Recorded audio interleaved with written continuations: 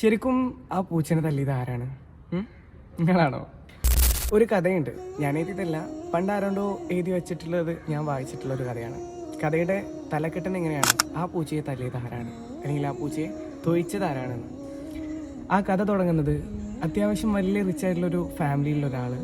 അദ്ദേഹം വലിയ ബിസിനസ്സൊക്കെ ഉള്ള ആളാണ്.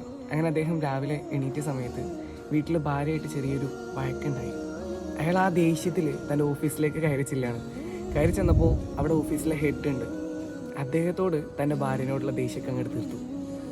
തന്നെ വെറുതെ ചൂടായത് കണ്ടിട്ട് ഓഫീസിലെ ഹെഡ് എന്ത് ചെയ്തു, അവിടുത്തെ മാനേജറോട് പോയിട്ട് വെറുതെ ഒരു ആവശ്യമില്ലാണ്ട് ചൂടായി. ആ ദേഷ്യം മാനേജർ എന്ത് ചെയ്തു, കൂടെയുള്ള സ്റ്റാഫിനോടും ചൂടായി. അങ്ങനെ ഈ സ്റ്റാഫ് മാനേജർ വെറുതെ ചൂടായത് കേട്ടിട്ട് വീട്ടിലേക്ക് ചെന്നപ്പോൾ ഭാര്യയുടെ അടുത്ത് എന്തോ ഒരു ചെറിയൊരു വിശക്ക്. അതിന് ആ മാനേജറോടുള്ള ദേഷ്യം കൂടെ ചേർത്തിട്ട് നല്ലടങ്ങടെ ചീത്ത പറഞ്ഞു.